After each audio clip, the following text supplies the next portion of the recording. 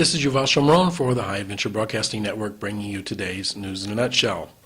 Well, things are heating up again on the Gaza border, as early this morning there was a clash between Islamic Jihad militants and Israeli troops when the Islamic Jihad tried to infiltrate the border with Israel.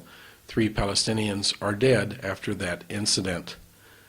In some lighter news today, the Clalit Health Clinic has been doing an extensive study after it was found that cough syrup is not really good for children.